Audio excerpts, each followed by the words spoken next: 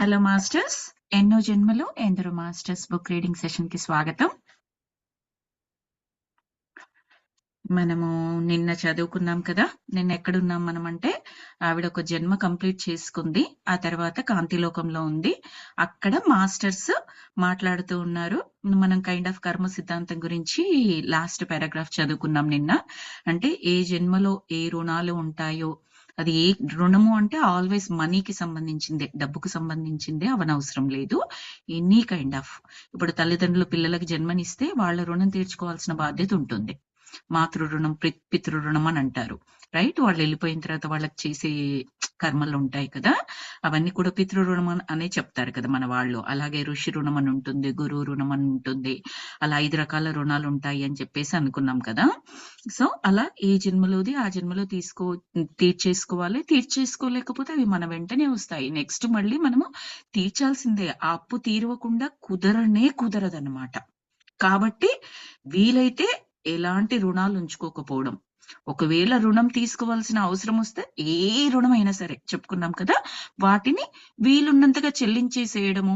మనం ఎంత చెల్లించాలి అనుకున్నా అది అవ్వట్లేదు అనుకోండి, అప్పుడు ఏం గిల్ట్ గా ఫీల్ అవ్వకండి. మనకు ఒకరు సహాయం చేశారు, మనం చేద్దాం అనుకుంటే ఏ రకంగానూ కూడా మనకు సెట్ అవ్వట్లేదు, మనకు పూర్తి ఇంట్రెస్ట్ ఉంది చేయాలని. అప్పుడు దాని మీనింగ్ ఏంటంటే, వాళ్ళు మనకు రుణపడి ఉన్నారు, వాళ్ళు తీర్చేసుకుంటున్నారు వాళ్ళ రుణం అన్నట్లు. అంతే తప్పిస్తే మనమేమి గిల్ట్ గా ఫీల్ అవ్వనవసరం లేదు. ఎల్లప్పుడూ నేనే వాళ్ళ దగ్గర సాయం తీసుకుంటాను, వాళ్ళకి నేనేమీ చేయలేకపోతున్నానే అని చెప్పేసి గిల్ట్ ఫీల్ అవ్వక్కర్లే. చెయ్యాలి అన్న సంకల్పం పెట్టుకోండి, ఉద్దేశం పెట్టుకోండి, కుదిరితే చెయ్యండి. మీ వంతుగా మీకు ఏది కుదిరితే, ఏదైనా చిన్నది పెద్దది అని ఏమీ లేదు. కృష్ణుడు కుచేలుణ్ణి ఎంతో కనికరించాడు.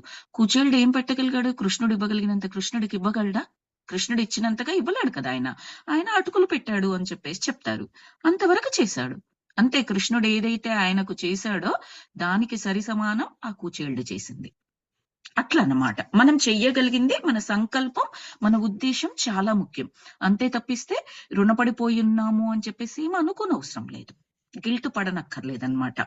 అది చెప్పేసి తర్వాత ఆ పైన ఉన్న తలాలలో కూడా బాగా ఉన్నత స్థాయిలో ఉన్న ఆత్మలు మాత్రమే కిందికి పైకి తలాలలో తిరుగుతూ పూర్వజన్మలు దర్శిస్తూ వాళ్ళకన్నా తక్కువ స్థాయిలో, తక్కువ జ్ఞాన స్థితిలో ఉన్న ఆత్మలకి గైడెన్స్ ఇస్తూ ఉంటారు.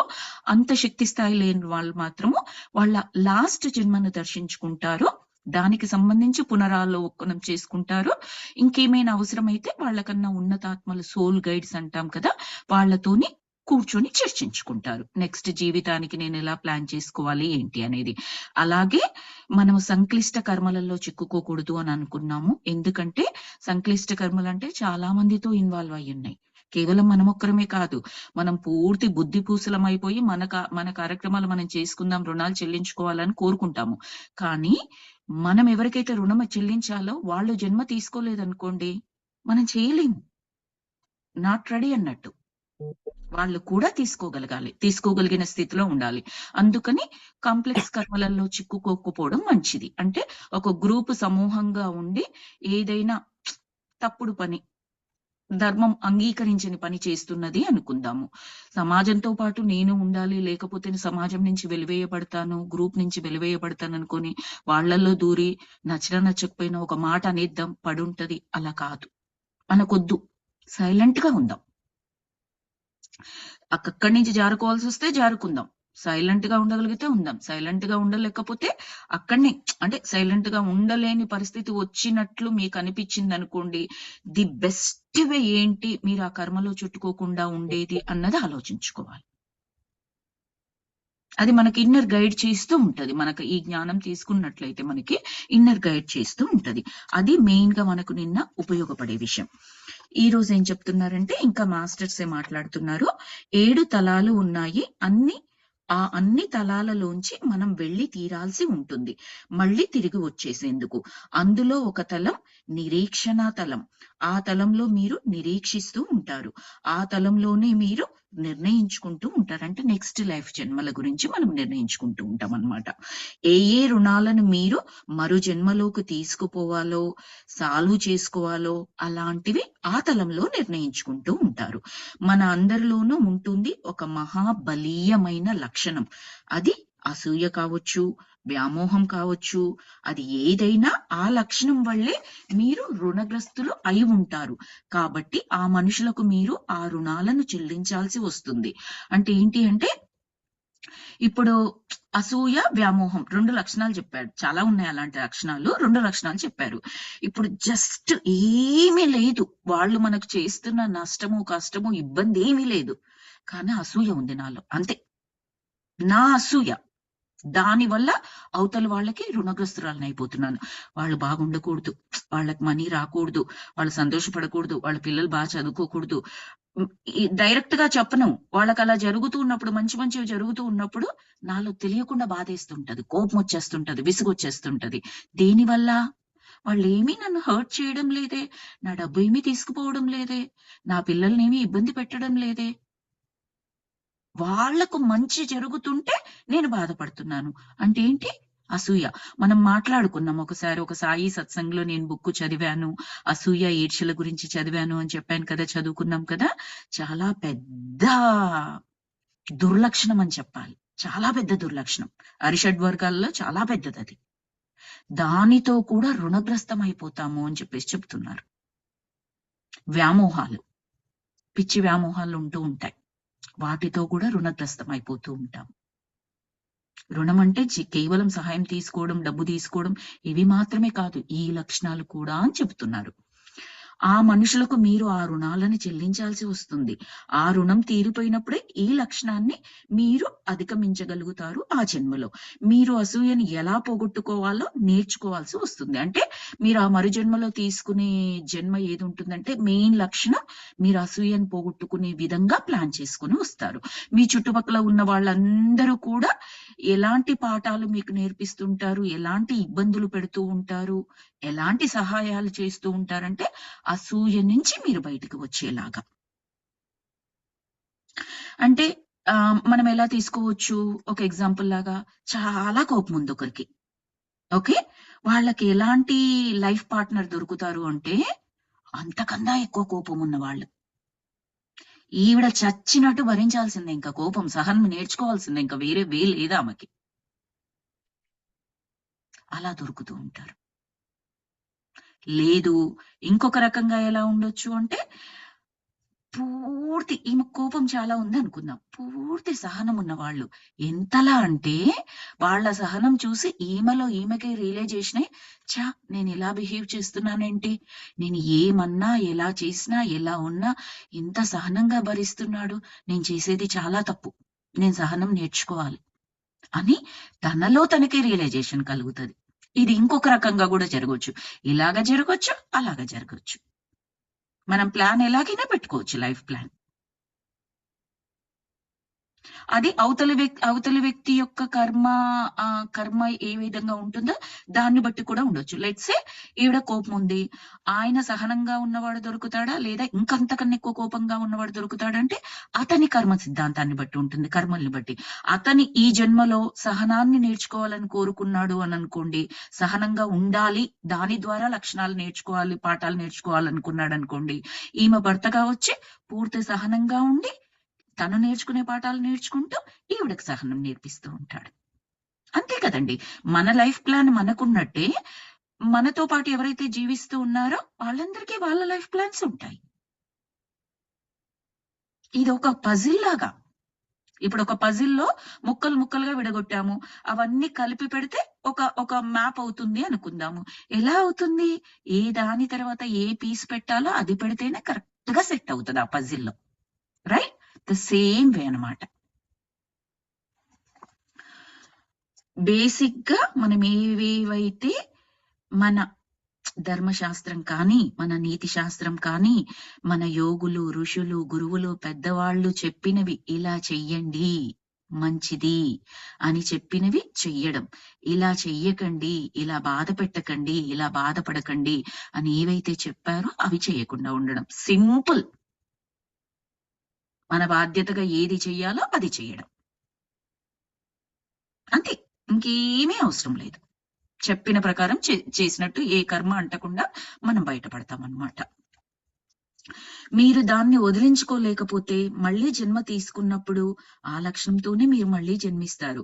ఆ లక్షణమే దాంతో పాటు మరింకా కూడా కొనసాగుతుంది మీ మరు జన్మల్లో. అంటే ఏంటంటే మీరేవో పాఠాలు నేర్చుకోవాలనొచ్చారు. అవి నేర్చుకుంటూ ఇంకా కొత్తయి తగిలించుకున్నారనుకోండి కర్మలు, అవి కూడా యాడ్ అవుతాయి. మళ్ళీ కొత్త రుణాలవి. అంటే ఇప్పుడు ఓ దగ్గర రూ. 10 తీసుకున్నారు. తీసుకున్న దాన్ని సరిగ్గా వినియోగించుకోలేదు. మళ్ళీ ఏవో చెడు వాటికి ఖర్చు పెట్టేశారు. మళ్ళీ ఇంకో రూ. 10 నుంచి రూ. 20 అప్పయింది. మళ్ళీ ఇంకో దగ్గర ఇంకో రూ. 10 తీసుకొచ్చేస్తారు. రూ. 20 అప్పు. ఇంకా పెరుగుతూ ఉంటదా? తగ్గుతూ ఉంటదా? పెరుగుతూ ఉంటది. కొత్తగా అప్పు తీసుకొచ్చుకున్నారు. ఎందుకు? పాత అప్పు తీర్చడానికి. కానీ తీర్చట్లేదు. ఇంకా ఎక్కువ చేసుకుంటున్నారు. ఎవరు తీర్చాలి? మనమే తీర్చాలి. ఇంక నయ్యం.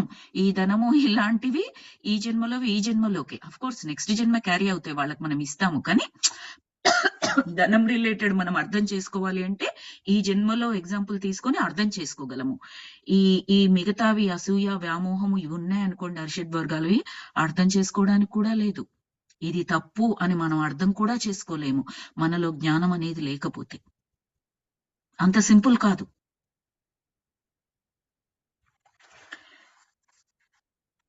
సో, మీరు ఏ జన్మలోది ఆ జన్మలోకి తీర్చుకోకపోతే అప్పుడు మీ కష్టం మరింత ఎక్కువైపోతుంది అని చెప్తున్నారు.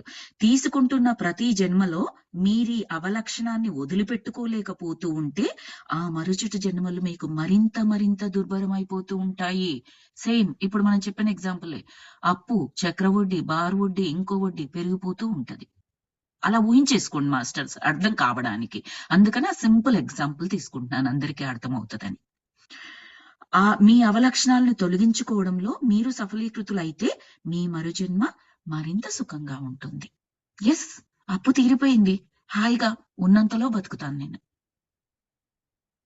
ఏ రోజుది ఆ రోజుకి సరిపోతే చాలు. నాకు ఉండడానికి ఒక ఇల్లు, 3 పూటలు తినడానికి ఉండి ఆరోగ్యంగా నా పని నేను చేసుకుంటూ ఉన్నట్లయితే చాలు. రేపటిది రేపు మళ్ళీ వస్తుంది. అలా అన్నమాట. సుఖంగా సాగిపోతుంది కదా! అది చెప్తున్నారు. కాబట్టి ఎటువంటి జన్మ మీకు ఆవశ్యకమవుతుందో మీరే నిర్ణయించుకుంటారు. ఆ మరుసటి దశలో మీ జీవితానికి మీరే బాధ్యులవుతారు. మీరే ఆ జీవితాన్ని ఎంచుకుంటున్నవారు కాబట్టి అని చెప్పేసి క్యాథరిన్ గొంతు మౌనంగా ఉండిపోయింది. అంటే మాస్టర్స్ ఇంతవరకు చెప్పేసి క్వైట్‌గా ఉన్నారు ప్రస్తుతానికి. ఈ మాటలు ఓ మాస్టర్ చెబుతున్న మాటలుగా లేవు. ఈ మాటలు అంటున్న వ్యక్తి తన స్థాయిని చెప్పుకుంటున్నాడు. అంతటి ఔన్నత్యంలో ఉండని మాలాంటి వాళ్ళు అన్న మాటతో, మహోన్నత తలంలో ఋషులు ఉంటారు అన్న మాటతో, కానీ ఆయన వినిపించిన విషయ జ్ఞానం ఎంతో స్పష్టంగానే, నిత్య జీవితంలో వ్యవహారానికి అనుగుణంగానే, ఆచరణీయంగానే ఉంటోంది. అంటే ఏమంటున్నారంటే, కాంతి లోకంలో ఉన్న మాస్టర్సే చెబుతున్నారు. మనకి చెప్పే సందివేశం ఇప్పుడు కాథరిన్ చెప్పట్లేదు. కానీ ఎలా అనిపిస్తోంది అంటే, కాంతి లోకంలో ఉండి కూడా ఒక మానవుడు ఏ విధంగా అయితే ఆలోచించుకోవాలో అలా ఆలోచించి చెబుతున్నారు వాళ్ళు మన గురించి. అలా అనిపిస్తోంది. అంత స్పష్టంగా చెబుతున్నారు. వాళ్ళకి ఇలాంటివి ఏమి ఉండవు కదండీ! ఈర్ష్య, అసూయ, ద్వేషాలు, అరిషడ్ వర్గాలు, డబ్బు ఇలాంటివి ఏమీ ఉండవు. ఎవరెవరు సహాయం అడుగుతారా? ఎప్పుడెప్పుడు చేసేద్దామా? తద్వారా వాళ్ళ శక్తిని పెంచుకుందామా? పైతలంలోకి వెళ్దామా? ఇదే ఉంటది వాళ్ళకక్కడ. పోయిన జన్మలో ఏం చేశామో దాన్నెలా సరిదిద్దుకోవాలి? సరిదిద్దుకోవాలంటే ఎలా ప్లాన్ చేసుకోవాలి జన్మ? ఇదిగో ఇంతవరకే నాకు చేతనవుతుంది ప్లాన్ చేసుకోవడం. ఏ గైడు నాకు సపోర్ట్ చేస్తాడు? వాళ్ళ దగ్గరికి వెళ్ళడం. నా లైఫ్ ప్లాన్‌లో ఉండడానికి ఎవరెవరు రెడీగా ఉన్నారు? కరెక్ట్‌గా ఆ పజిల్‌లో ఆ పజిల్‌లో ఇప్పుడు ఒక 20 పీస్ పజిల్ ఉంది. నా పక్కన కూర్చోవడానికి కరెక్ట్ పీస్ కావాలి నాకందులో. 20 పీసులల్లో నేనొక పీస్ అనుకుంటే ఇంకో 19 పీసెస్ ఉంటాయి కదా! పజిల్ అంటే మీరు ఊహించుకోగలుగుతున్నారు కదా! చిన్న ముక్కలన్నీ ఒక దాని తర్వాత ఒకటి కరెక్ట్‌గా అరేంజ్ చేసుకుంటూ వెళ్తే ఒక పిక్చర్ తయారవుతుందక్కడ మనకి. నా పక్కన ఏ పిక్చర్ రావాలో నేను చూసుకోవాలక్కడ. ఆ 19 ముక్కలలో ఏరుకొని పెట్టుకోవాలి. అలాగే అక్కడ ఉన్న తలంలో ఎవరు రెడీగా ఉన్నారు కరెక్ట్‌గా సెట్ అవ్వడానికి? రెడీగా ఉండడం అంటే జన్మ తీసుకోవడానికి కూడా వాళ్ళు రెడీగా ఉండాలి. లేదు వాళ్ళు సిద్ధంగా లేరనుకోండి, మీరు వాళ్ళే సరైన వ్యక్తులని మీరనుకుంటే మీరు వెయిట్ చేయాలి. అలా ఉంటుంది మాస్టర్స్. సో అంత బాగా చెప్తున్నారు ఆ మాస్టర్స్, మనకు ఋషులు అని కూడా చెప్పారు అని చెప్పేసి చెబుతున్నారు. మిగిలిన ఆ 5 చైతన్య తలాలు ఏ లక్షణాలతో ఎలా ఉంటాయోనని ఆశ్చర్యం. ఒక్క తలం గురించి చెప్పారు. నిరీక్షణ తలం అని చెప్పేసి చెప్పారు. అక్కడ నిరీక్షిస్తూ ఉంటాము, నిర్ణయించుకుంటూ ఉంటాము మన జన్మల గురించి అని చెప్పేసి చెప్పారు. మిగతా 5 తలాలు ఎలా ఉంటాయా అని ఆలోచిస్తున్నారు మన డాక్టర్. పునర్జీవిత స్థాయి కూడా ఒక తలమేనా? మరి నేర్చుకుంటున్న స్థాయి, నిర్ణయాలు తీసుకుంటున్న స్థాయిల సంగతేంటి? ఆ తలాల ముచ్చటేంటి? ఆ అన్ని తలాలలోని మనుషుల, మాస్టర్ల సందేశాలన్నీ ఒకే విధంగా ఏ వైవిధ్యము ఉండకుండా ఉంటున్నాయి. చెప్పే పద్ధతి మారి ఉండవచ్చు. వ్యాకరణము, ఛందస్సు మారి ఉండవచ్చు. మామూలు మాటలతోనో, గొప్ప మాటలతోనో ఆ సందేశాలు ఇవ్వబడి ఉండవచ్చు. కానీ విషయం మాత్రం మహా సుస్పష్టంగానే ఉంటోంది. నేను ఆధ్యాత్మిక జ్ఞానాన్ని ఒక క్రమ పద్ధతిలో గ్రహించగలుగుతున్నాను. ఈ జ్ఞానం చెబుతోంది ప్రేమ గురించి, జీవిత ఇచ్ఛ గురించి, ఇచ్ఛ అంటే ఇష్టం, నమ్మకం గురించి, దానం గురించి. ఈ జ్ఞానం విశ్లేషిస్తోంది అవలక్షణాల గురించి, సద్గుణాల గురించి, అన్యులకు, ఆత్మకు మధ్య రుణాల గురించి. ఈ జ్ఞానం ఉంటోంది గత జన్మల్లో, జన్మ పూర్తయిన తర్వాత, మరు జన్మ తీసుకోపోయే ముందు ఉన్న ఆధ్యాత్మిక స్థితుల్లో గురించి చెబుతోంది. ఈ జ్ఞానమే మరింత ఘోషించి చెబుతోంది ఏంటి అంటే, ఒక ఆత్మ అభివృద్ధి సామరస్యంతో, తుల్యతతో అంటే సమతుల్యతతో జరగాలని, ప్రేమతో, వివేకంతో ఉండాలని, దైవంలోకి బ్రహ్మానంద పారవశ్యంతో ఐక్యం అయిపోయేదాకా ఈ ఆత్మ అభివృద్ధి జరగాలని డాక్టర్ గారు ఇప్పటి వరకు ఇక్కడ తలాలంటే ఏంటి శ్రీప్రియ గారు? డైమెన్షన్స్ అండి. సారీ. లోకాలు, తలాలు, డైమెన్షన్స్ ఏదైనా అనుకోవచ్చు. అన్ని ఒకటి. ఓకే. థాంక్ ఒక్కొక్క యూ అండి. తలంలో ఇప్పుడు మనకి ఇంకో క్వశ్చన్ కూడా వస్తుంది. ఇప్పుడు ఇక్కడ ఉన్న వాళ్ళ మనుషులము, మానవులము లేదా యానిమల్స్ వాటెవర్ ఈ భూమి మీద బతుకుతున్నవన్నీ కూడా లివింగ్ బీయింగ్స్. దీని తర్వాత వెళ్ళే తలం అనేది ఒకటే ఉంటుందా? ఒకవేళ మరిన్ని తలాలు ఉన్నట్లయితే ఒక తలానికి ఇంకొక తలానికి ఏంటి డిఫరెన్స్ అనే క్వశ్చన్స్ మనకు వస్తాయి కదా. ఓకే. లోకం అన్నమాట. లోకము, డైమెన్షన్, తలము ఎలాగైనా తీసుకోవచ్చు. పదాలంతే. ఓకే. ఆ థాంక్ యూ అండి. పదాలను బట్టి అక్కడ జ్ఞానం. ఇప్పుడు మనకు చెప్పారు కదా, ఆ మాస్టర్స్ చెప్పే సందేశాల గురించిన సారాంశం మనకు వివరించారు. వాళ్ళ పదాలు వేరవుతున్నాయి, చెప్పే విధానం వేరవుతోంది. అంటే కొందరు కవితాత్మకంగా చెప్తున్నారు, కొందరు మామూలు మనుషులు చెప్పినట్టే చెప్పారు ఆ మాస్టర్స్ అని చెప్పేసి చెప్తున్నారు. వాళ్ళు ఏం చెప్పినా చెబుతున్న ఫైనల్ సారాంశం మాత్రం ఒక్కటే. ఆత్మ అభివృద్ధి, జ్ఞానము, దుర్లక్షణాలను వదులుకోండి, సద్గుణాలను పెంచుకోండి. ఈర్ష్య, అసూయ లాంటి అవి కూడా రుణాలే మీకు. ఏవైతే చెయ్యాలో అవి చెయ్యండి, ఏవైతే చెయ్యకూడదని చెబుతున్నారో అవి చెయ్యకండి. నిరంతరం జ్ఞాన అభివృద్ధి ఎప్పటి వరకు? పూర్ణాత్మతలం చేరుకునేంత వరకు. అది చెబుతున్నారు మనకి. తలాలు ఏ బేస్ మీద ఆధారపడి ఉంటాయి అంటే జ్ఞానం మీద, మన శక్తి స్థాయి మీద. ఇది 3వ తలం. నెక్స్ట్ 5వ తలము, 4వ తలం అనుకున్నాం అనుకోండి, మనకు శక్తి స్థాయి పెరిగితే 4వ తలంలోకి వెళ్తాము. తర్వాత నెక్స్ట్ తలంలోకి వెళ్తాము, మళ్ళీ నెక్స్ట్ తలంలోకి వెళ్తాము. ఆ తలంలో అభివృద్ధి ఏ రకంగా జరుగుతోంది చూసుకొని దాన్ని నేర్చుకుంటూ నెక్స్ట్ తలంలోకి వెళ్ళిపోతాము. అలా అన్నమాట. మొత్తం సారాంశం లాగా చెప్పారు ఇప్పుడు మనకు లాస్ట్ పారాగ్రాఫ్ లో. డాక్టర్ గారు తన అర్థం చేసుకుని మనందరి కొరకు అది చెప్పారు. ఆచరించేందుకు సాధ్యపడే సలహాలు కూడా వినిపించాయి ఈ జ్ఞాన మార్గంలో. చూడండి, ఆచరించేందుకు సాధ్యపడే సలహాలు. ఇప్పుడు మాస్టర్స్ చెప్తున్నది మనకు విన్న తర్వాత ఏంటేంటో చెప్తున్నారు. ఈ మనుష్య జన్మ తీసుకుని ఇన్ని పాటించగలమా? ఎన్ని పాటిస్తాము? ఈర్ష్యను రుణం అంటారు, అసూయను రుణం అంటారు, ఇది ఇలా ఉండాలంటారు, ఒక్క దుర్లక్షణం ఉండొద్దంటారు, ఉంటే మళ్ళీ రుణం అంటారు. అబ్బా, ఇన్ని గనం ఎక్కడ?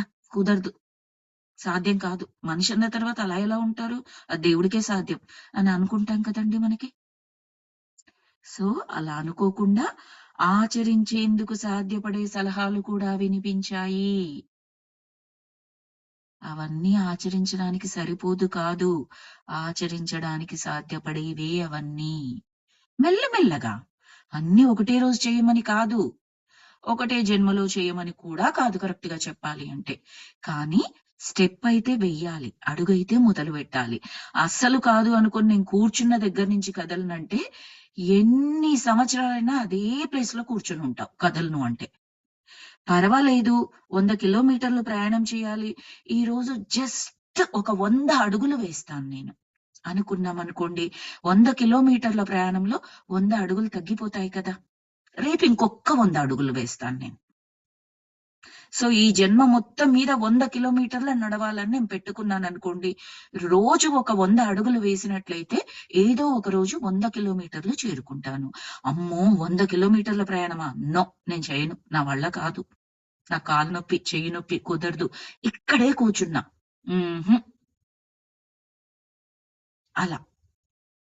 ఎంత కుదురుతుందో అంత చేద్దాం. ఎక్కువగా పెట్టుకోక్కర్లేదు. కరెక్ట్‌గా చెప్పాలంటే ఆధ్యాత్మికత ఎప్పుడు కూడా ఏం చెబుతదంటే, ముందున్న స్టెప్పుని గమనించండి. ఆ స్టెప్ వేయడానికి ప్రయత్నించండి. మీరక్కడ అడుగు వేయగానే ఇంకొక లైట్ వెలుగుతూ ఉంటుంది నెక్స్ట్ స్టెప్ కనపడ్డానికి. ఆధ్యాత్మికతలో మెయిన్ సూత్రం ఇది. మీ 100 కిలోమీటర్ల పొడవు వెలుతురు ఒకటేసారి కనిపించదు. ఒక అడుగు వెయ్యండి. వెలుతురు ఇంకాస్త ముందుకు సాగుతుంది. ఇంకొక అడుగు వెయ్యండి. మనం ఒకటి కార్ హెడ్ లైట్‌ది ఎగ్జాంపుల్ చెప్పుకున్నాం ఇంతకుముందు. నైట్ ప్రయాణం చేస్తూ ఉన్నాం ఒక చీకటి దారిలో. మీకున్న వెలుతురు ఏంటి? కారు లైట్‌ల హెడ్ లైట్‌ల వెలుతురే. ఎంత వరకు? లెట్స్ సే ఒక హాఫ్ కిలోమీటర్ వరకు చూపిస్తుంది అనుకుందాము. మీరు భయపడి ఆగిపోతారా? 100 కిలోమీటర్లు ప్రయాణించాలి. ఇది హాఫ్ కిలోమీటర్ మాత్రమే చూయిస్తాది. కాబట్టి నేను ప్రయాణం చేయలేనని ఆగిపోతారా? లేదే. హాఫ్ కిలోమీటర్ ప్రయాణిస్తారు. ఆ తర్వాత మళ్ళీ నెక్స్ట్ హాఫ్ కిలోమీటర్ చూపిస్తదా లేదా హెడ్‌లైట్? ద సేమ్ వే ఆధ్యాత్మిక జ్యోతి కూడా మనం అడుగు వేయిస్తా ఉంటే, ఆ జ్యోతి మనకన్నా ముందరే అడుగు వేస్తూ ఉంటదన్నమాట. ఇంకా కరెక్ట్‌గా చెప్పాలి అంటే, మనం ఎంత బాగా సంకల్పం పెట్టుకుంటున్నామో అభివృద్ధి చెందడానికి చూస్తే, ఆ భగవంతుడు, ఆ యూనివర్స్ సంతోషించి మనం ఒక్క స్టెప్ వేస్తే, ఆయన 10 స్టెప్పులు ముందుకు లాక్కుంటూ ఉంటాడు. మొన్ననే విన్నాను సాటర్‌డే నాకు చాలా అద్భుతంగా అనిపించిందండి. ఒక సత్సంగ్‌లో విన్నానది. మేము ఎవ్రీ సాటర్‌డే ఒకటి నామభిక్ష అని పెట్టుకుంటూ ఉంటాము. నామ చాంటింగ్ చేస్తామనమాట. అందులో చిన్న కథ చెప్పుకుంటూ ఉంటాం. ఒక 10-15 మినిట్స్ ఆ పాతలో నడవడానికి ఇన్‌స్పిరేషన్ అనమాట. ఆ గ్రూప్ ఎనర్జీస్ ఆ ఇన్‌స్పిరేషన్ ఇస్తాయి మాకు ఆ రోజు చర్చించుకునేది. తను చెప్తా ఉంటారు. ఏంటి అంటే దేవుడట మనమిప్పుడు ఏదైనా ఒకటి రైట్ వేలో చేద్దామని, లేదా భక్తి మార్గం, లేదా జ్ఞాన మార్గం నేర్చుకుంటానికి సిద్ధంగా ఉంటాం కదా! నేను ఇది చేస్తాను. ఇది ఖచ్చితంగా చేసి తీరుతాను. చూద్దాం. నువ్వు నాకు సాయపడతావా లేదా నాకు సంబంధం లేదు. నేను చేసే తీరుతాను అని పెట్టుకున్నట్లయితే, ఆయన ప్లీజ్ అయిపోయి, సంతోషపడిపోయి, ఓహ్! నువ్వది చేస్తావా? నేను చూడు ఎలా సహాయం చేస్తానో నీకు అని చెప్పేసి పోటీ పడి సహాయం చేస్తాడట. నాకద్భుతంగా అనిపించింది. నేను ఇలా నడుస్తానంటే, నువ్వలా నడుస్తావా? నేను నీకింత సాయం చేస్తాను. నీ ప్రేమ గొప్పదో, నా సాయం గొప్పదో చూసుకుందాం. నా మీద నీకు భక్తి ఎక్కువుందా? నీ మీద నాకు ప్రేమ ఎక్కువుందా? అంతే కదండీ! భక్తుడి మీద భగవంతుడికి ప్రేమ ఉంటుంది. భగవంతుడి మీద భగవంతుడి మీద భక్తుడికి భక్తి ఉంటుంది. ఆ భక్తి చివరికి ప్రేమగా మారాలి. అప్పుడే పూర్ణాత్మగా మారుతాం మనము. సో, నీ భక్తి గొప్పదా? నా ప్రేమ గొప్పదా నీ మీద చూసుకుందాం అని కాంపిటీషన్ పెట్టుకుంటాడట ఆయన. అంతలా హెల్ప్ చేస్తాడట. చాలా చాలా నచ్చింది నాకు ఆ రోజు ఆ వాక్యం. బాగా గుర్తుపెట్టుకోండి. బాగా జీర్ణం చేసుకోండి. అప్పుడేమవుతుందంటే మోటివేషన్ కలుగుతుంది. ఆ మోటివేషన్ కన్సిస్టెంట్‌గా ఉంటుంది. కన్సిస్టెన్సీ చాలా important. Consistency plus motivation equals to disciplinary action masters. ఒక డిసిప్లిన్ అంటే ఏంటి? క్రమశిక్షణాబద్ధంగా ఒక క్రమబద్ధంగా మనం చేసుకుంటూ వెళ్ళిపోవడం. అదేమీ అంత ఈజీ కాదు.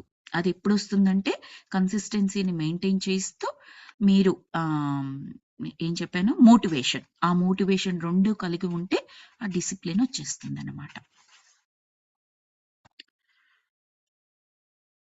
ఆచరించేందుకు సాధ్యపడే సలహాలు కూడా వినిపించాయి ఈ జ్ఞాన మార్గంలో.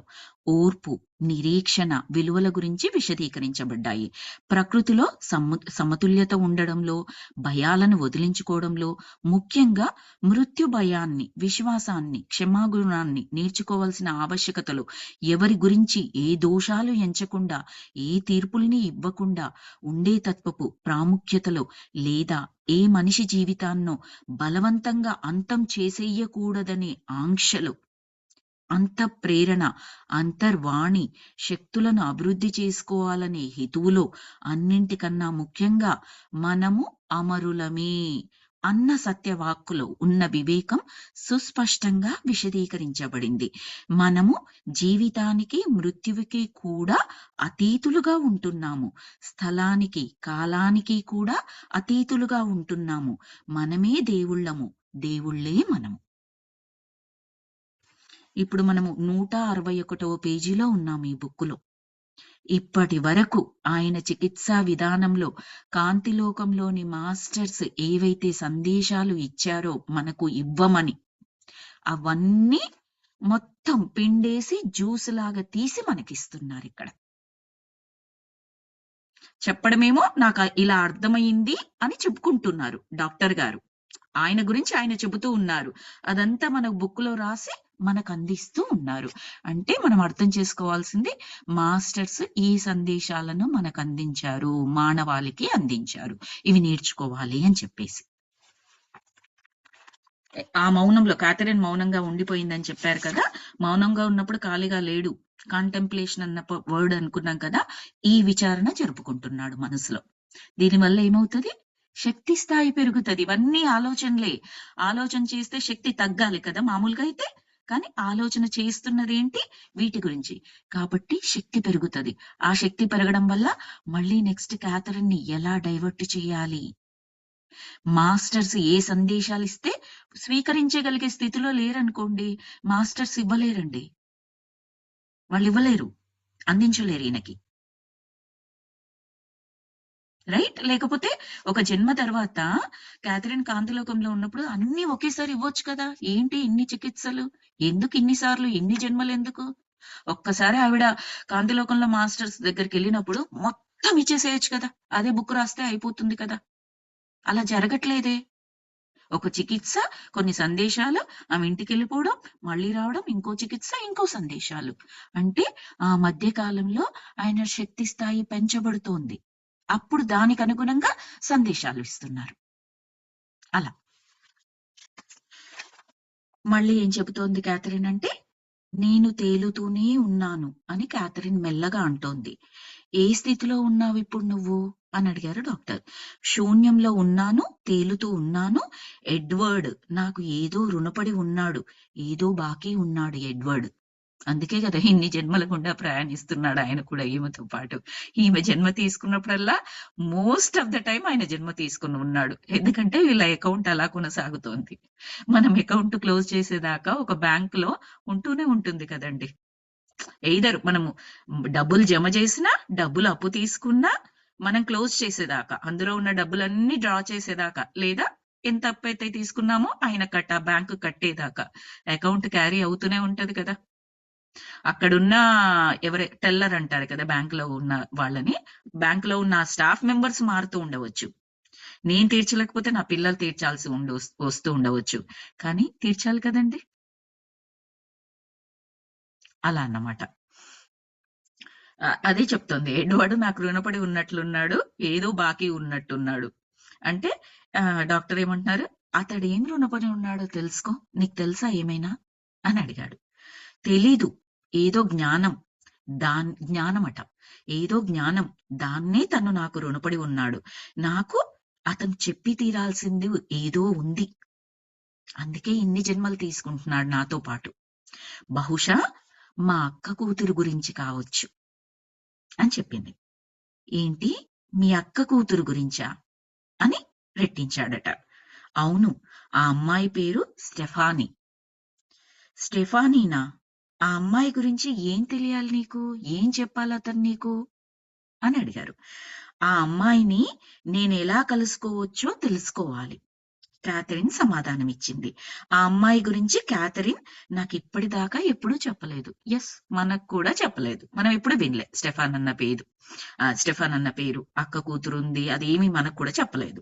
డాక్టర్ గారికి చెప్పలేదంటే డాక్టర్ గారు మనకు చెప్పలేదు అన్నట్లు, రెండు ఒకటే కదా. ఆ అమ్మాయితో నువ్వు అతి ఎక్కువ చనువుతో ఉంటావా అని అడిగారు డాక్టర్. కాదు, ఆ అమ్మాయి వాళ్ళు ఎక్కడున్నారో తెలుసుకోవాలనుకుంటుంది తప్పకుండా. అర్థం కాలేదు డాక్టర్కి. ఎవరు, ఎక్కడున్నారని నేను అడిగాను మహాగందరగోళంతో. మా అక్కా బావలు వాళ్ళెక్కడున్నారో ఆ అమ్మాయి తెలుసుకోవడానికి ఉన్న ఏకైక మార్గం నా వద్ద నుంచే. నేనే ఆ జ్ఞానానికి సంబంధించి ఉన్నాను. ఎడ్వర్డ్కు వాళ్ళిద్దరు ఎక్కడున్నారో తెలుసు. ఆ అమ్మాయి తండ్రి ఒక వైద్యుడు. ఆయన వెర్మాంట్లో ఎక్కడో తన వృత్తి పని చేసుకుంటూ వెర్మాంట్ దక్షిణ భాగంలో ఎక్కడో ఉన్నారు. ఆ సమాచారం అవసరమైనప్పుడు తప్పకుండా నా దగ్గరికి వస్తుంది. ఆమెకు అక్కా బావలు ఉన్నారట. అక్కా బావలకి వాళ్ళ అమ్మాయి గురించి తెలియదట. ఆ అమ్మాయి గురించి తెలియాలి అంటే క్యాథరిన్ హెల్ప్ చేయాలట. క్యాథరిన్ కి ఎవరు హెల్ప్ చేయాలి? ఎడ్వర్డ్ హెల్ప్ చేయాలట.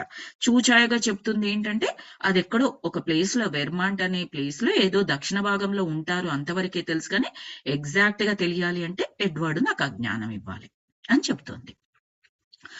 ఆ తర్వాత నాకు తెలిసింది క్యాథరిన్ అక్క, ఆమె పెళ్లాడబోతున్న రెండవ భర్త ఇద్దరు ఆ అమ్మాయిని ఎవరికైనా దత్తత ఇచ్చేయాలని నిశ్చయించుకున్నారని. మళ్ళొకసారి చదువుతాను మాస్టర్స్. ఆ తరువాత నాకు తెలిసింది, నాకు అంటే డాక్టర్కి తెలిసింది, క్యాథరిన్ అక్క, ఆమె పెళ్లాడబోతున్న రెండవ భర్త ఇద్దరు ఆ అమ్మాయిని ఎవరికైనా దత్తత ఇచ్చేయాలని నిశ్చయించుకున్నారు. క్యాథరిన్ అక్క రెండో పెళ్లి చేసుకుంటున్నట్లుంది. ఆ పెళ్లి చేసుకుంటే మరి అమ్మాయి ఆ రెండో పెళ్లి చేసుకుంటున్న అతని కూతురా, లేకపోతే ఈమె మొదటి భర్త కూతురా, అదేం చెప్పలేదు. ఆ అమ్మాయిని ఎవరికైనా దత్తత ఇచ్చేయాలని అనుకుంటున్నారట. మరి పైనేమో వాళ్ళ గురించి తెలియాలి, వాళ్ళు ఎక్కడున్నారో అమ్మాయి తెలుసుకోవడానికి ఉన్న ఏకైక మార్గం.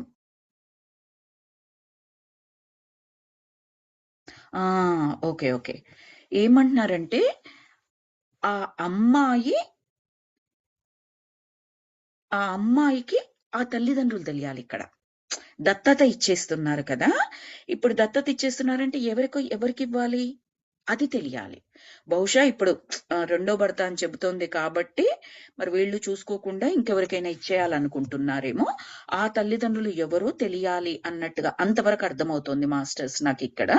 అంతకుముందు నేను ఆ తల్లిదండ్రుల కూతురు గురించి తెలియాలి అని అర్థం చేసుకున్నాను, కానీ కింది పారాగ్రాఫ్ ని బట్టి ఆ కూతురికి ఆ కొత్త తల్లిదండ్రులు ఎవరికి దత్తత వెళ్ళబోతుందో అది తెలియాలి అని అర్థమవుతుంది నాకు. ఇంకా క్లారిటీ వస్తే నేను మళ్ళీ చెప్తాను. ఆ రోజుల్లో క్యాథరిన్ అక్క, ఆ కొత్త బావ ఇద్దరు టీనేజ్ లో, అంటే 20 ఏళ్ల కంటే తక్కువ వయసులోనే ఉన్నారు. అప్పటికి వాళ్ళకి ఇంకా పెళ్లి కాలేదు. ఆ అమ్మాయి దత్తత బాధ్యతను ఒక చర్చి స్వీకరించింది. దత్తత తర్వాత ఆ అమ్మాయి ఎక్కడ ఉంటుందో ఎవరికీ తెలియదు. ఓకే. ఆమె పెళ్లి చేసుకోబోయే రెండో భర్త ఉన్నాడు కదా, ఇప్పటికి కూడా ఆ అమ్మాయి ఎవరి కూతురు అన్నది చెప్పలేదు. వాళ్ళు పెళ్లి చేసుకునేబోయే ముందల ఆ అమ్మాయి దత్తతను అమ్మాయిని ఒక చర్చికి ఇచ్చేశారట. చర్చి తీసుకుందట ఆ బాధ్యత, ఈ అమ్మాయిని పెంచండి అని చెప్పేసి, పెంచాలి అని. కానీ ఆ చర్చి మళ్ళీ తల్లిదండ్రులను చూసి వాళ్ళకి ఇచ్చేసేయాలి కదా, వాళ్ళు పెంచుకోవడం కాకుండా. సో ఇప్పుడు ఎక్కడ ఉంది ఆ చర్చి, ఎవరికి ఇచ్చింది ఆ అమ్మాయిని అన్నది ఈ తల్లిదండ్రులకు తెలియడం లేదు. అది తెలుసుకోవాలట. ఆ తల్లిదండ్రులు ఎవరు అంటే క్యాథరిన్ వాళ్ళ అక్క బావ అని చెబుతున్నారు. సరే, నేను సమ్మతించాను. సరైన సమయం వచ్చినప్పుడే నీకు అది తెలుస్తుంది అని చెప్పాను క్యాథరిన్తో అని అంటున్నారు డాక్టర్. సరే అంది క్యాథరిన్. అప్పుడే చెప్తాడు ఎడ్వర్డ్, తప్పకుండా నాకు చెప్తాడు ఎడ్వర్డ్ అని చెప్పింది. ఎడ్వర్డ్ దగ్గర నీకు పనికొచ్చే సమాచారం ఇంకా ఏమి ఉన్నది అని అడిగాడు. ఏమో నాకు తెలీదు, కానీ అతడు నాకు చెప్పాల్సిన విషయాలు మాత్రం ఉన్నాయి. ఎడ్వర్డ్ నాకేదో రుణపడి ఉన్నాడు, అదేంటో క్లియర్ గా నాకు తెలియడం లేదు. ఏదో నాకు రుణపడి ఉన్నాడు. మళ్ళీ అదే చెప్తోంది. మళ్ళీ మౌనం. నువ్వు అలసిపోయావా అని అడిగాను నేను. ఒక గుర్రపు కళ్ళెం కనిపిస్తూ ఉంది, క్యాథరిన్ చెబుతోంది. గోడ మీద ఒక కొక్కీకి వేలాడుతూ ఒక కళ్ళెం కనిపిస్తుంది. ఆ కొట్టం పక్కన ఒక దుప్పటి ఉన్నది. కొట్టమా అని అడిగారు. ఎస్, గుర్రాన్ని అక్కడ కట్టేస్తూ ఉంటారు. వాళ్ళ దగ్గర ఎన్నో గుర్రాలు ఉన్నాయి. ఇంకా ఏం కనిపిస్తుంది? ఎన్నో చెట్లు కనిపిస్తున్నాయి పసుపు పచ్చని పువ్వులతో. మా నాన్న అక్కడ ఉన్నాడు. ఆయనే ఆ గుర్రాలను చూసుకుంటూ ఉన్నాడు. నాకు అప్పుడు అర్థమైంది, ఒక చిన్న పిల్లతో నేను మాట్లాడుతూ ఉన్నానని. అంటే డాక్టర్ ఏమర్థం చేసుకుంటున్నారంటే, క్యాథరిన్ ప్రస్తుతం ఒక చిన్న పిల్లగా ఉన్నది. ఆ జన్మలో ఏ జన్మ గురించి చెబుతుందో ఆ జన్మలో ఒక చిన్న పిల్లగా ఉన్నది. వాళ్ళ నాన్న గుర్రాలను కట్టేసే దగ్గర ఉన్నారు. వాళ్ళ అక్క బావ టీనేజ్ లో ఉండి పెళ్లి చేసుకుంటున్నారు. అందులో వాళ్ళ రెండో భర్త అని చెప్పింది కదా, మరి ఈమె మొదటి భర్త కుమార్తెన, ఆయన యొక్క మొదటి భార్య కుమార్తెన తెలియదు. ఆ కుమార్తె ఎవరైతే ఉన్నారో వీళ్ళు పెళ్లి చేసుకునే సమయానికి ఆ కుమార్తెని చర్చికి ఇచ్చేశారు. ఆ చర్చి ఏం చేసిందంటే, ఎవరికో వాళ్ళ ఆ అమ్మాయి దత్తత బాధ్యత చేసింది, కానీ వీళ్లకు తెలియదు. ఇప్పుడు ఈ తల్లిదండ్రులకు ఆ అమ్మాయి ఎక్కడుందో తెలుసుకోవాలని కోరుకుంటున్నారు. ఎలా తెలుస్తుంది అంటే, క్యాథరిన్ కి ఎడ్వర్డ్ చెప్తే, క్యాథరిన్ ద్వారా, క్యాథరిన్ అంటే ఇప్పుడు క్యాథరిన్, కానీ ఆ జన్మలో ఏం పేరో చెప్పలేదు. ఆ జన్మ గురించి, ఆ పూర్వజన్మ గురించి చెప్తున్నారు. ఆ పూర్వజన్మలో ఉన్న పాప వాళ్ళ అక్క బావకు చెప్పాలి. ఇది ఇంతవరకు నాకు అర్థమైంది మాస్టర్స్. సో డాక్టర్ నేను చిన్నపిల్లతో మాట్లాడుతున్నాను అని అర్థం చేసుకున్నారు. మీ నాన్న నీకు ఎలా కనిపిస్తున్నాడు అని అడిగారు. పొడుగ్గా మాసిన జుట్టుతో ఉన్నాడు. నువ్వు కూడా కనిపిస్తున్నావా అక్కడ అడుగుతున్నాడు. నువ్వెలా ఉన్నావు అని అడగడం మీనింగ్. నేను ఒక చిన్న పాపని, ఒక అమ్మాయిని అని చెప్పింది. ఆ గుర్రాలన్నీ మీ నాన్నవేనా, లేకపోతే ఆ గుర్రాలను చూచుకునే పని ఆయన చేస్తుంటాడా? గుర్రాలు ఆయనవి కాదు, వాటిని చూచుకుంటూ ఉంటాడు. దగ్గరలోనే మా ఇల్లు ఉన్నది. నీకు గుర్రాలంటే ఇష్టమా? అవును. నీకన్నింటికంటే ఇష్టంగా ఏదైనా ఒక గుర్రం స్పెసిఫిక్ గా ఉందా? ఉంది. ఆ గుర్రము, దాని పేరు యాపిల్. క్యాథరిన్ మాండీగా జన్మించిన జీవితం ఒకటి నాకు గుర్తొచ్చింది. ఒక దగ్గర యాపిల్ అని ఎక్కడో చెప్పింది మాస్టర్స్. అక్కడ ఆ జన్మలోట ఆవిడ పేరు మాండీ అంట. నాకు కూడా గుర్తుకులేదు. సో డాక్టర్ చెప్తున్నారు, మాండీగా జన్మించినప్పటి జీవితం నాకు గుర్తొచ్చింది. ఆ జన్మలో కూడా గుర్ర పేరు యాపిలే. ఆమె ఆ జీవితాన్ని మళ్ళీ పునశ్చరణ చేస్తోందా? బహుశా మరో కోణంలో ఆ జీవితాన్ని ఆమె ఇప్పుడు చూస్తోందా అని ఆయనకు డౌట్ వచ్చింది. ఇంతకుముందు చెప్పిన జీవితం గురించి చెబుతోందా, వేరే జీవితం చెబుతోందా? ఒకవేళ చెప్పిన గురించి చెబుతుంటే డిఫరెంట్వి చెప్పాలి. అదర్వైజ్ ఆ జన్మలోకి వెళ్ళి వేస్ట్ కదా. ఆ జన్మలో అంతకుముందు ఆ గుర్రం పేరు కూడా యాపిల్ అని నాకు గుర్తుంది, పేరు మాండి అని గుర్తుంది. ఓకే, యాపిల్ ఆ గుర్రం పేరు. సరే, మీ నాన్న నిన్ను ఆ గుర్రం ఎక్కించి స్వారీ చేయనిస్తాడా అని అడిగాడు. స్వారీ చెయ్యనివ్వడు, కానీ మేత పెట్టనిస్తాడు. యజమాని బండిని ఆ గుర్రమే లాగుతూ ఉంటుంది. అది ఎంతో పెద్ద గుర్రం, ఎంతో ఎత్తు కాళ్ళు ఉంటాయి దానికి. మీరు జాగ్రత్తగా ఉండకపోతే అది మిమ్మల్ని తొక్కేస్తూ ఉంటుంది. నీతో పాటు ఎవరున్నారు ఇంకక్కడ? మా అమ్మ ఉంది అక్కడ. మా అక్క కూడా కనిపిస్తోంది. ఇంకెవరూ కనిపించడం లేదు. ఇప్పుడేం కనిపిస్తుంది నీకు? ఇంకా గుర్రాలు మాత్రమే కనిపిస్తున్నాయి. ఇది నీకిప్పుడు ఎంతో ఆనందంగా గడుస్తున్న సమయమా అని అడిగాడు. అవును, ఆ కొట్టం వాసన అంటే నాకెంతో ఇష్టం. మహా నిర్దిష్టంగా ఆ ప్రస్తుత క్షణంలో జరుగుతున్న అనుభవాన్ని వివరిస్తోంది క్యాథరిన్. గుర్రాల వాసన కూడా వస్తోందా నీకిప్పుడు? ఎస్, వస్తుంది. గడ్డి వాసన? ఎస్, అది కూడా ఉంది. వాటి మొహాలెంతో మృదువుగా ఉన్నాయి. కుక్కలు కూడా ఉన్నాయి ఇక్కడ. నల్ల కుక్కలు, కొన్ని పిల్లులు, ఎన్నో జంతువులు ఉన్నాయి. కుక్కలు వేట కోసం ఉపయోగపడతాయి. పక్షుల్ని వేటాడుతూ ఉన్నప్పుడు ఆ కుక్కల్ని వదిలిపెట్టేస్తూ ఉంటారు. ఇంకా ఏం జరుగుతోంది అక్కడ అని అడిగారు డాక్టర్. లేదు, ఆమె సమాధానం ఇస్తోంది మహాస్పష్టంగా. నువ్వు ఈ క్షేత్రంలోనే పెరిగావా అని అడిగారు డాక్టర్. ఎస్, ఆ గుర్రాలను చూచుకునే ఆ మనిషి నిజంగా మా నాన్న కాదు అని చెప్పింది.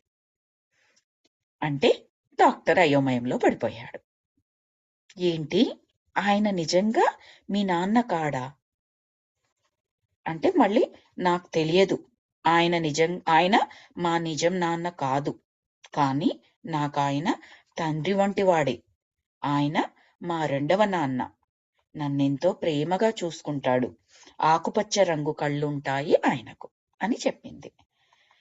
అప్పుడైనా డాక్టర్ ఏమంటున్నారంటే, ఆ కళ్ళలోకి చూడు, పచ్చటి కళ్ళు.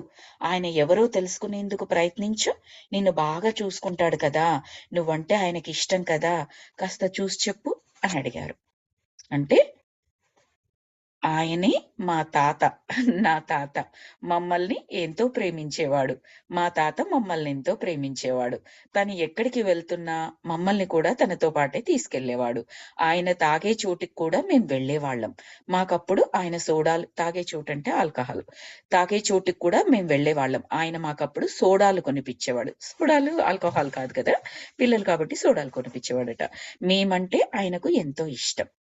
నా అని చెప్పింది. అప్పుడు డాక్టర్ ఏమంటున్నారంటే, నా ప్రశ్న ఆమెను ఆ జన్మలోంచి కుదిపి మహా అవధానంతో గమనించే మహా చైతన్య స్థితిలోకి తీసుకువెళ్ళింది. ఇప్పుడు ఆమె తన ప్రస్తుతపు క్యాథరిన్ జీవితాన్ని పరీక్షిస్తూ తన తాతలో తనకున్న ఆప్యాయమైన సంబంధాన్ని గురించి వర్ణిస్తోంది. బాగా కన్ఫ్యూజన్ గా ఉంది మాస్టర్స్ ఈ పారాగ్రాఫ్ నాకు. ఈ పారాగ్రాఫ్ అర్థం కావట్లేదు. ఫస్ట్ నాన్న అని చెప్పింది, తర్వాత ఆయన నాన్న కాదు రెండో నాన్న అని చెప్పింది. కానీ చాలా బాగా చూసుకుంటాడు అన్న తర్వాత కళ్ళలోకి బాగా చూసి ఎవరో చెప్పు, నేను బాగా చూసుకుంటున్నాడు కదా, బాగా ప్రయత్నించి చెప్పు అంటే ఆయనే మా తాత, నా తాత మమ్మల్ని ఎంతో ప్రేమించేవాడు. మా తాత మమ్మల్ని ఎంతో ప్రేమించేవాడు. తను ఎక్కడికి వెళ్తున్నా మమ్మల్ని తీసుకెళ్లేవాడు, తాగే చోటికి తీసుకెళ్లేవాడు, సోడాలు కొనించేవాడు. మేమంటే ఎంతో ఇష్టం. బహుశా అంటే రెండో నాన్న అంటే అదే అంటే నాన్న అంతా ప్రేమగా చూసుకుంటున్నాడు అని ఏమండి అట్లా అంతే. లేదా ఇప్పుడు ఫస్ట్ అలాగే అనుకున్నానండి. కానీ ఎందుకంటే ఇప్పుడు పాత జన్మ గురించి చెప్పేటప్పుడు మొత్తం అదే కదా చెప్తది. ఒకవేళ ప్రెసెంట్ జన్మకి ఏదైనా రిలేషన్ ఉండింటే అంటే అదే పర్సన్ ఇక్కడ పుట్టి ఆమెకి నాకు అదే అనిపిస్తోంది. ప్రస్తుత జన్మలో క్యాథరిన్ గా పుట్టిన జన్మలో తాత, ఈ తాతనే అక్కడ రెండవ నాన్న అని అర్థమవుతోంది నాకు. ఎందుకంటే మహా అవధానంతో అన్న పదం ఉపయోగించారు ఇక్కడ. నేను ఒక్కసారి మళ్ళీ పారాగ్రాఫ్ చదువుతాను. ఆయనే మా తాత, నా తాత మమ్మల్ని ఎంతో ప్రేమించేవాడు. మా తాత మమ్మల్ని ఎంతో ప్రేమించేవాడు. తను ఎక్కడికి వెళ్తున్నా మమ్మల్ని తీసుకెళ్లేవాడు, తాగే చోటికి తీసుకెళ్లేవాడు, సోడాలు కొనిచ్చేవాడు. మేమంటే ఆయనకి ఎంతో ఇష్టం. అంతవరకు ఆమె చెప్పింది. చెప్పిన తర్వాత డాక్టర్ ఏమంటున్నారంటే, నా ప్రశ్న, ఎందుకంటే బాగా చూసి చెప్పు ఆయన్ని అని అడిగాడు కదా, నా ప్రశ్న ఆమెను ఆ జన్మలోంచి కుదిపి మహా అవధానంతో గమనించి మహా చైతన్య స్థితిలోకి తీసుకువెళ్ళింది. ఇప్పుడు ఆమె తన ప్రస్తుతపు క్యాథరిన్ జీవితాన్నే తన ప్రస్తుతపు క్యాథరిన్ 2 ఐఫోన్లు పెట్టాడు అక్కడ. ఇప్పుడు ఆమె తన ప్రస్తుతపు ఐఫోన్ పెట్టి క్యాథరిన్ మళ్ళీ ఐఫోన్ పెట్టి జీవితాన్నే పరీక్షిస్తూ తన తాతలో తనకున్న ఆప్యాయమైన సంబంధాన్ని గురించి వర్ణించి చెబుతోంది అంటున్నారు. అంటే ప్రస్తుత జన్మలో క్యాథరిన్ గా తీసుకున్న జన్మలో తన తాత ఎవరైతే ఉన్నారో ఆయన ఆ పూర్వపు జన్మలో ఒక రెండవ నాన్న అని చెబుతోంది కదా, ఆయన అన్నట్లుగా నాకు అర్థమవుతోంది ఇక్కడ. పూర్వజన్మ గురించి చెబుతూ మహా చైతన్య స్థితిలోకి వెళ్ళి ప్రస్తుత జన్మలో ఆయన ఎవరో కూడా ఆలోచించి 2 కనెక్ట్ చేసి చెబుతోంది. మహా అవధానంతో మహా చైతన్య స్థితిలో అని రెండు పదాలు వాడారు ఇక్కడ. అవధానము అంటే ఏంటి మాస్టర్స్? మనకు వీళ్ళు చేస్తూ ఉంటారు కదండి అవధానము. ఇప్పుడు మనం ఏదైనా పదాలు ఇచ్చినప్పుడు మహా అవధానంతో అది ఏంటి, ప్రతిదీ పరీక్షించి, అంటే ఇంకా ఏం చెప్పాలి, డీటెయిల్డ్ గా, ఎస్, మహా డీటెయిల్డ్ గా, విపరీతమైన డీటెయిల్ గా, మీరు ఎటు నుంచి ఎటెళ్ళినా కూడా చెప్పగలరు వాళ్ళు. ఒక అక్షరం ముక్క ఇచ్చారు, ఆ అక్షరాన్ని ఒక వాక్యంలో 100వ అక్షరంగా పెట్టేసి నాకు ఈ వాక్యం చెప్పండి. ఆ వాక్యం ఎలా ఉండాలి అంటే కుక్క పిల్లి సంబంధం గురించి ఉండాలి. కానీ నేను చెప్పిన అక్షరం మాత్రం 100వ అక్షరం కావాలి. మీరు వినే ఉంటారు అవధానాలు. విన్నారా అవధానాలు? లేదంటే అవధానం అంటే ఏమో నాకు తెలియదు. అవధానాలను ఉంటాయండి. మీరు జస్ట్ అవధానం అని గూగుల్లో కొట్టండి. విన్నాను. మాడుగుల నాగఫణి శర్మ అని చెప్పేసి నేను మొట్టమొదట విన్నా. నేను చిన్నపిల్లగా ఉన్నప్పుడు, స్కూల్ లైఫ్ లో ఉన్నప్పుడు విన్నాను. పిచ్చ అంటే పిచ్చ నచ్చింది. నేను జస్ట్ హై స్కూల్ కూడా కాదు, నేను ప్రైమరీ స్కూలే అనుకుంటా. నాకు చాలా ఇష్టం అట్లాంటివి. మాడుగుల నాగఫణి శర్మ అవధానం అని కొట్టండి, నాకు తెలిసి గూగుల్లో ఉంటాయి మీకు, సారీ యూట్యూబ్ లో మీకు వీడియోలు దొరుకుతాయి. మన గరికపాటి గురించి చేస్తారు, గరికపాటి అవధానం అని కూడా కొట్టండి. సహస్రావధానం అని కూడా ఉంటాయి అన్నమాట. వాళ్ళు ఏంటంటే మనము వాళ్ళ లిటరేచర్ లో వాళ్ళు ఏదైతే టాపిక్ తీసుకున్నారో ఆ లిటరేచర్ లో మనం క్వశ్చన్ ని ఎటు నుంచి ఎటు సంధించినా కూడా వాళ్ళు ఆన్సర్ చేయగలగాలన్నమాట. అది ఎప్పుడు వస్తుంది అంటే నీకు ఇంకా అందులో క్షుణ్ణంగా తెలియాలి. అది ఇప్పుడు నేను 100వ అక్షరం కా అని పెట్టాలి. మీరు చెప్పాల్సింది ఏంటంటే కుక్క పిల్లి వచ్చేటట్టు నాకు ఒక వాక్యం చెప్పాలి, కానీ 100వ అక్షరం మాత్రం కా రావాలి అని అంటే వాళ్ళకున్న ఛందస్సు, వాళ్ళకున్న పరిజ్ఞానము, సందులు, సమాసాలు అన్ని తీసుకొచ్చి ఆ సెంటెన్స్ ఫామ్ చేసి కరెక్ట్ గా 100వ అక్షరంలో కా ఉంటుంది. ఆ వాక్యం మీనింగ్ఫుల్ గా చెప్తారు. అందులో కుక్క పిల్లికి సంబంధించి నేను అడిగినట్లే చెప్తారనమాట. అన్ని కండిషన్స్ ఉంటాయి, నేను పెట్టిన కండిషన్స్ అన్ని కూడా వాళ్ళు అప్లై చేసి చెప్తారు. దాన్ని అవధానము అంటారు. మీకు అది అవధానం. ఇక్కడ అవధానం ఏంటంటే అటు ఆ జన్మ ఇటు ఈ జన్మ రెండింటిని పరిశీలించేసి ఒకేసారి, అది కూడా అక్కడ ఆ జన్మలో ఉంటూ ఒకేసారి ఆలోచించి చెబుతోంది. అంటే మహా చైతన్య స్థితిలో ఆవిడ ఉంది, ఇప్పుడు చాలా ఎక్కువ శక్తిలో ఉంది అని చెబుతున్నట్లుగా నాకు అర్థమవుతుంది ఇక్కడ ఈ పారాగ్రాఫ్ ని బట్టి. ఫస్ట్ మీరు అనుకున్నట్టే నేను అనుకున్నాను, అంత ప్రేమగా చూస్తున్నారు కాబట్టి అలా అనుకుంటుంది. మనము అనుకుంటాం కదా, తాతయ్యలు అమ్మమ్మలు బాగా చూస్తే నాకు సెకండ్ అమ్మలాగే చూస్తుంది మా అమ్మమ్మ, అలా అనుకుంటూ ఉంటాం కదా. నేను ఫస్ట్ అలాగే అనుకున్నాను. ప్రస్తుతానికైతే చూద్దాం, ఈ అండర్స్టాండింగ్ తో ముందుకెళ్దాము. ఆయన పోయాడని బాధగా ఉందా అని చెప్పేసి అడిగారు డాక్టర్. ఎంతో నెమ్మదిగా వినిపించింది సమాధానం. కానీ నీ గత జన్మలో కూడా ఆయన నీతో పాటే ఉన్నాడు కదా అన్నాను, ఆమె దుఃఖాన్ని కొంచెం ఓదార్చే ప్రయత్నంతో. ఎస్, మన అండర్స్టాండింగ్ రైటే. ప్రస్తుత జన్మలో మీ తాత పోయాడని నీకు బాధగా అనిపిస్తోందా అంటే అవును అని చెప్పింది. వద్దులే, బాధపడకు. పోయిన జన్మలో ఇప్పుడు ఏ జన్మ అయితే చూసుకుంటున్నావో అక్కడ కనిపిస్తున్నాడు కదా, నీతో పాటే ఉన్నాడు కదా అన్నాను, ఆమె దుఃఖాన్ని ఓదార్చే ప్రయత్నంతో రాశారు ఇక్కడ మనకి. అప్పుడు ఆమె ఏం చెప్తుందంటే మమ్మల్ని ఎంతో బాగా చూసుకునేవాడు, మేమంటే మహాప్రేమ ఆయనకి, ఎప్పుడూ కోప్పడేవాడు కాదు, డబ్బులు కూడా ఇస్తూ ఉండేవాడు, వెళ్ళిన ప్రతి చోటికి తీసుకెళ్తూ ఉండేవాడు. ఆయన మాతో ఉన్నప్పుడు ఎంతో ఆనందంగా ఉండేది, కానీ చనిపోయాడు అని చెప్తోంది. ఆ జన్మలో ఉంటూ ఈ జన్మకు సంబంధించిన జ్ఞాపకం ప్రస్తుతం మామూలు క్షణాల్లో ఎలా ఉంటుందో అలాగే వివరించి చెబుతోంది అనమాట. బాధపడుతోంది. అంటే డాక్టర్ ఏమన్నారంటే, కానీ మళ్ళీ మీ ఇద్దరు తప్పకుండా కలుసుకుంటారు, ఇది నీకు కూడా తెలుసు కదా అని అంటున్నారు. అంటే అది శరీరము, ఆత్మ, ఆ జ్ఞానం నీకు తెలుసు కదా. ఈ శరీరం ఈ జన్మలో ఆ శరీరాన్ని వదిలిపెట్టిపోయాడు, మళ్ళీ కలుసుకుంటారు ఆత్మలోకంలో. ఇంకొక జన్మ తీసుకుంటే అక్కడ కలుసుకుంటారు. ఎందుకు బాధపడుతున్నావు? నీకు తెలుసు కదా, జ్ఞానం నీకుంది కదా, పర్మనెంట్ కాదు కదా. ప్రస్తుతం ఇండియాలో ఉన్నాడు, అమెరికాకి వెళ్ళాడు, 1 సంవత్సరం తర్వాత వచ్చేస్తాడు, మళ్ళీ చూస్తావు, మళ్ళీ గడుపుతావు, మళ్ళీ సంవత్సరం తర్వాత వెళ్తాడు.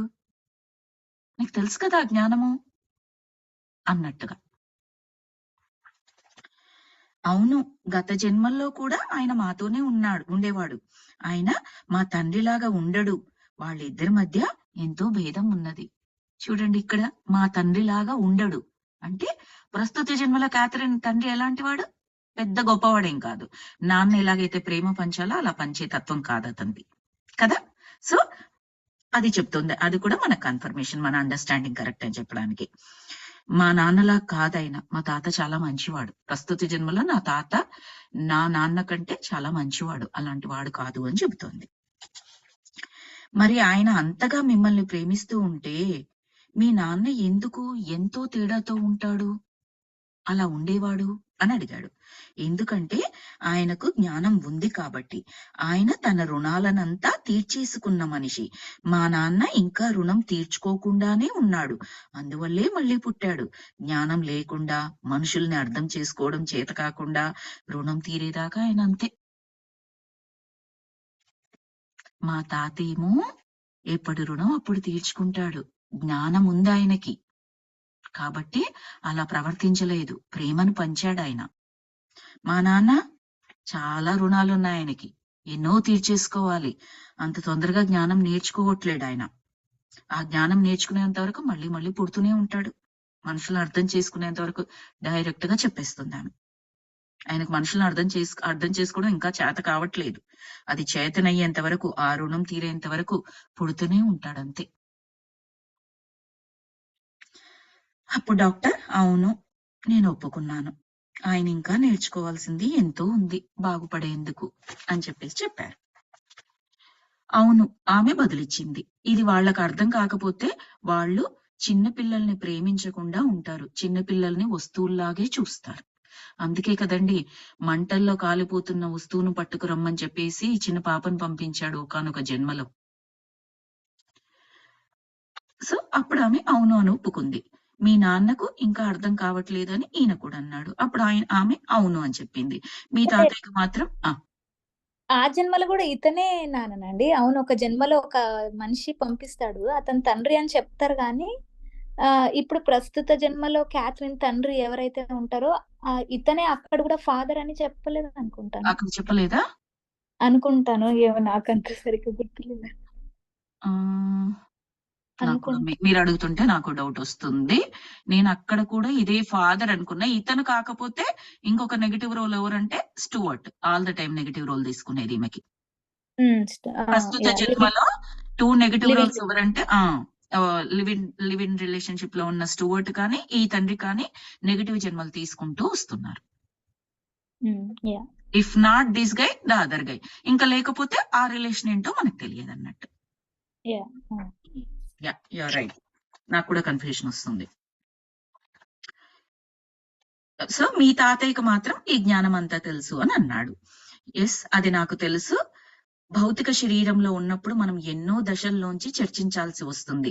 పరిణామ క్రమంలో దశలు ఉన్నట్లుగానే అలా చర్చించాల్సి వస్తుంది.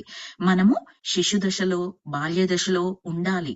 ఆ దశలన్నీ అయిన తర్వాత మాత్రమే పూర్తిగా ఎదుగుతూ ఉంటాము. మన లక్ష్యాన్ని చేరుకుంటాము. భౌతిక శరీరంలోని దశలే మహా కష్టంగా ఉంటాయి. అంటే ఏం చెప్పాలనుకుంటున్నారంటే, ఇది స్పిరిచువల్ టాబ్లెట్స్ లో కూడా ఉంటుంది మాస్టర్స్.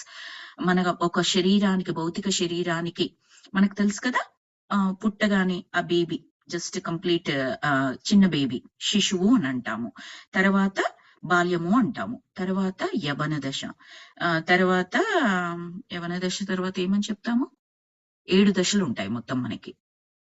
అడల్ట్ ఏమంటాము? కౌమార దశ అండి. కౌమార దశ తర్వాత యవ్వన దశ, తర్వాత వృద్ధాప్యము. మొత్తం 7 దశలు ఉంటాయండి చివరి దశతో కలిపి. నేను ఇప్పటి వరకు మీకు 5 చెప్పినట్లున్నాను. కౌమారంతో కలిపి మొత్తం 7 దశలు ఉంటాయి కదా మనకి మన జీవిత స్థాయిలో. అలాగే ఆత్మకు కూడా స్థాయిలు ఉంటాయన్నమాట. ఆత్మ బాల్య స్థితిలో ఉందని ఎలా తెలుసుకోవాలంటే, వాళ్లకు భయము, ఆందోళనలు, చిరాకు, విసుగు, ఇంకొకరిని బాధ పెట్టామా, బాధ పెట్టలేదా, ఏ సంబంధము ఉండదు ఆ స్థితిలో ఉన్న వాళ్ళకి. స్పిరిచువల్ టాబ్లెట్స్ బుక్ లో ఒక దాంట్లో ఉంటది అనమాట. అది వెరీ క్లియర్ గా రాసి ఉంటది. సో అలా ఉన్నట్టుగానే అని చెప్పేసి చెప్తున్నారు ఇక్కడ మనకు. డాక్టర్ ఏమంటున్నారంటే, మన భౌతిక శరీరంలో దశలు ఎలాగైతే ఉంటాయో ఆత్మకు కూడా అలాంటి దశలే ఉంటాయి. కాకపోతే అక్కడ బాల్య స్థితిలో ఆత్మ బాల్య స్థితిగా ఉంది అని చెప్పినప్పుడు ఒకటే జన్మ అని కాదు, కొన్ని వందల జన్మల్లో బాల్య స్థితిలో ఉండొచ్చు.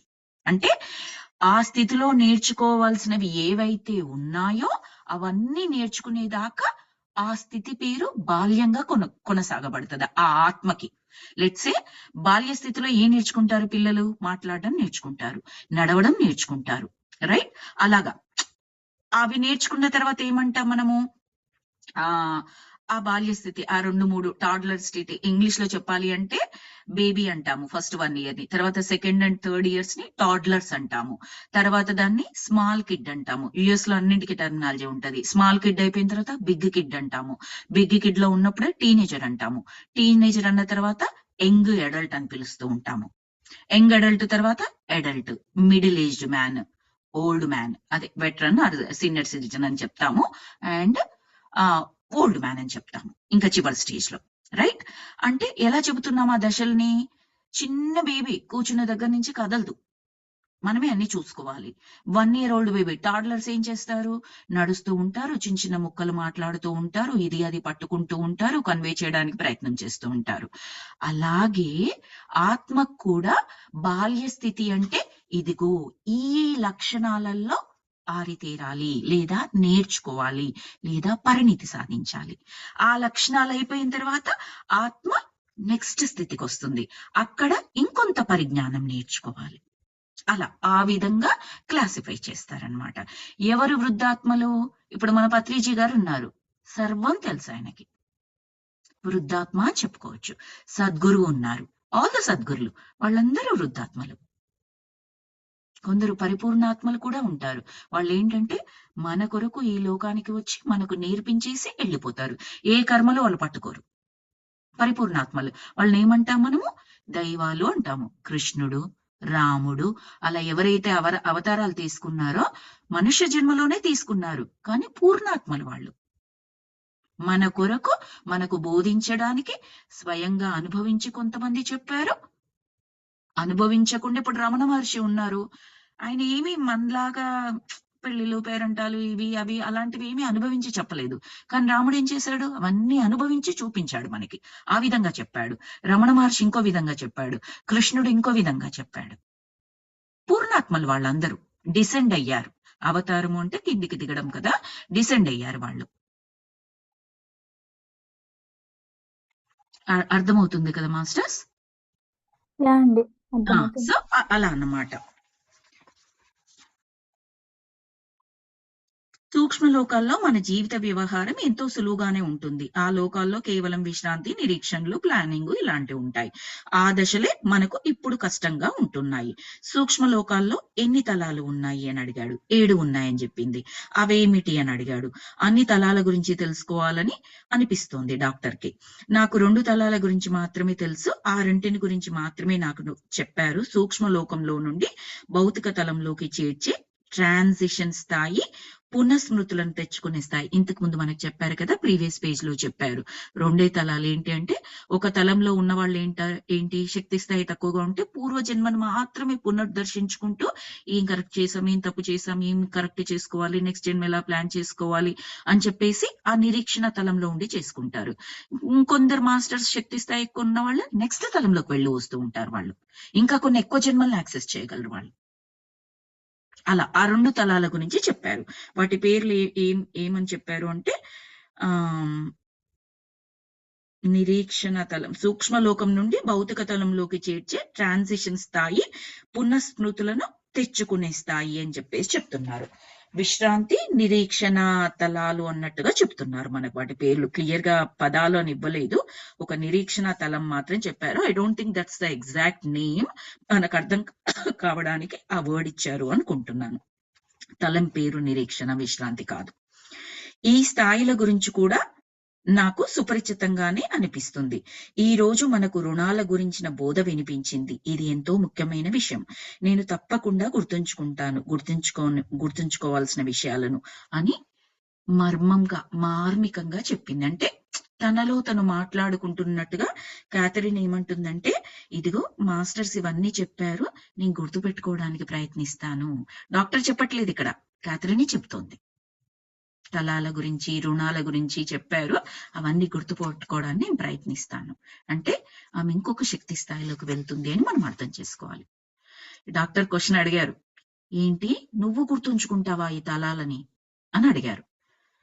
గుర్తుంచుకోను, ఇవి నాకు ముఖ్యం కావు, మీకే ముఖ్యం అని చెప్పింది.